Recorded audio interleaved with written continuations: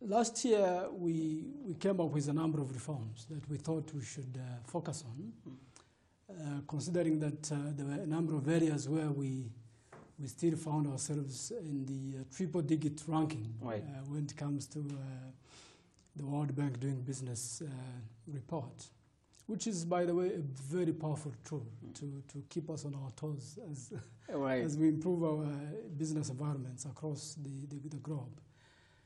So there are two important indicators that we've been working on where we find ourselves in the triple-digit ranking. And the first one is on dealing with construction permits. Right. Now, on dealing with construction permits, again, we've been trying to make sure that we can make it easier to get a construction permit by reducing the number of procedures. Right. We've been trying to make sure that we can make it cheaper, for any investor who is trying to construct for his business. 3, we've been trying to make it faster. Right. So in terms of trying to make sure that the time it takes is shorter. So we had a ranking of 112 last year. Right. Which is not very good. Which caused a lot of uproar, particularly for the private sector. And what we've done now, really 2 major reforms. One is the exemption of EIA for categories of buildings that really do not require EIA. Now, previously, all investments in construction had to undergo EIA, the Environmental Impact Assessment, which takes time, which also takes money. The reform we've introduced is that for any building that really doesn't have occupants of more than 100 people, that can be exempted from EIS. Perfect. So that means if you have a small factory, if you have a small warehouse, to start your business, you actually don't need to go through the whole EIA process. All right. The second reform has been on the exemption of geotechnical studies. These are soil studies, which are sometimes costly. And previously, every investor was required to do, geotechnical studies to be able to get a construction permit, to give confidence that what he's building is going to be on solid ground. Right. Now, we've introduced an exemption to some buildings. If a building is no more than one, is just not a solid building, it's just one level, that is not going to be attracting really geotechnical studies. Right. So these are 2 major reforms in the area of dealing with construction permits, which we think adds on to what we've been doing before in terms of automating the entire process. Right. And making it much easier, and we hope these are going to be a very good addition. Right. The second category has been in the getting electricity. You've been very excited about that, particularly, right? Yes, but we were also ranked triple digits in getting electricity. I think we were at about 119.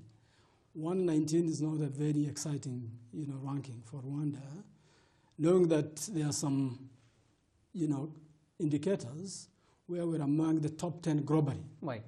So when you start looking at, the other side of the spectrum, you start getting a bit worried. But working with REC, we've been very, really encouraged by the new reforms that we've put in place. And it's going to be much easier to get electricity. It's going to be less costly going forward. It's going to take less time. Right, and I'm sure, is that on your part to identify that, or is that with the ministry or REG particularly to handle that? Because we need to know who to hold accountable. This has been a crucial point in regards to now basic human rights here. Right. The good thing about the way we conduct our reform agenda is that there is collective responsibility. Perfect. As a country. Because this is not an issue for RDB alone, for the Minister of Trade, for the Minister of Infrastructure. It's a national priority. Right. making sure that we improve our business climate is a national priority. And then there are actors. You know, all these are actors in the whole process. RDB is the secretariat of the DB reform agenda, but we work with collaborators, institutions who actually implement the key reforms that we agree upon. After consultations with also the private sector, who actually report back to us what is happening, what is not right, where we need to improve, and so on and so forth. So what is REG doing to change this? One, two things. REG has now introduced, actually three major reforms. REG has introduced an online application for electricity connections, meaning that you don't really have to go in the queues or wait a long time. Right. You can actually apply for your connection online and you'll get it. Two, which speaks to the quality of power, they have now introduced an automated system to measure the outages, the duration of power outages, but also the frequency of power outages. Right. And that really speaks to the quality of power that an investor gets. Now, if you can't measure it, you can't fix it. So previously, it was not easy to measure. Right. But now they have a system, which is, in technical terms, it's called SAIDI and SAIFI, a system that allows them to measure the duration of power outage in a given location. They're able to zero in on a particular site. Right. They're also able to know how many times, you know, power has been going on and off. Okay. So that way, they are able to focus their intervention on a particular area and fix it. Now, that assures the investor that he's going to get reliable, quality power. In some businesses, the cost of a power outage can be enormous because of the losses that go with it. Right. So this is a good reform, but also on the regulatory side of things, the RURA, the regulatory authority, has also introduced guidelines. Some proper checkbacks, right.